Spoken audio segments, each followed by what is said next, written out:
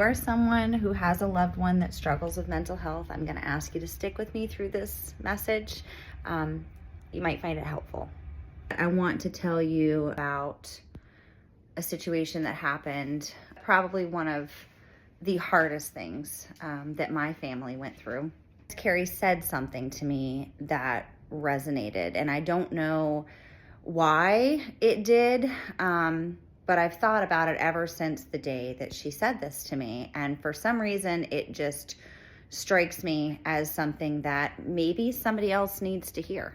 So I'm primarily speaking to anyone who has a loved one who struggles with mental health, but especially, and I know that this will be a smaller group because the way our system is set up, it makes it really hard to do.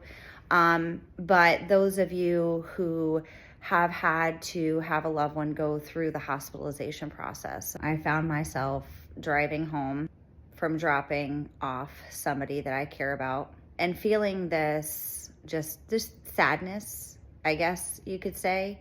And I called Carrie and I'm like, I just want to chat to you on my hour drive home and kind of just vent. And in case any of you haven't gathered this from her impersonations of me, I might have a slight touch of anxiety.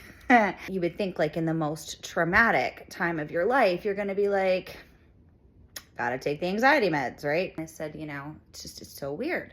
It hit me. I haven't had to take my meds through any of this. Like, I don't understand. Like, why is that? And she gave me this analogy.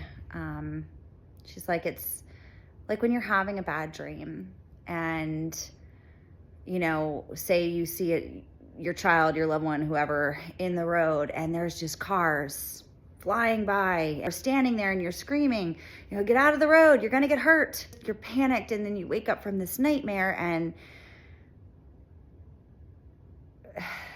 they're not in the road anymore, but metaphorically, they still are. And she said to me, for 13 years, they've been in the road. You have been screaming and covering your eyes every time a car passes, just knowing that's going to be the one.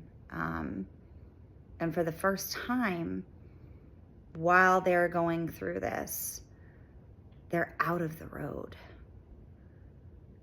And I just broke down in tears. I'm like, oh my gosh, like that resonates with me so much.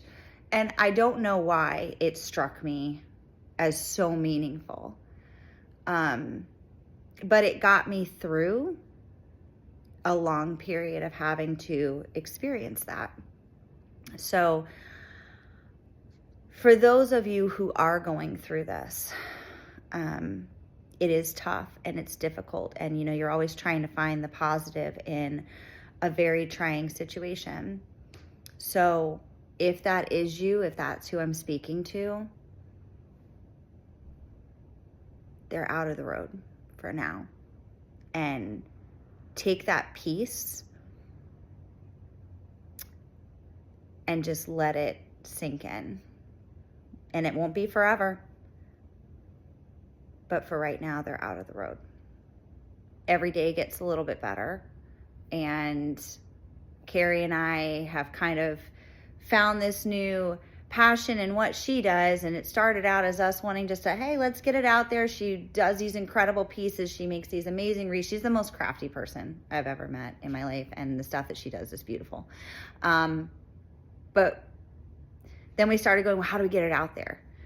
And since we've started doing this, it has been so much fun and just such a release to not have to have what I'm going through be the primary part of my day all the time. It gives me a chance to step away from that and just say, you know what, I get to be myself a little bit. I get to remember what that feels like. So always try when you're going through this to remember to take care of yourself, because you can't help your people if you're not helping yourself either.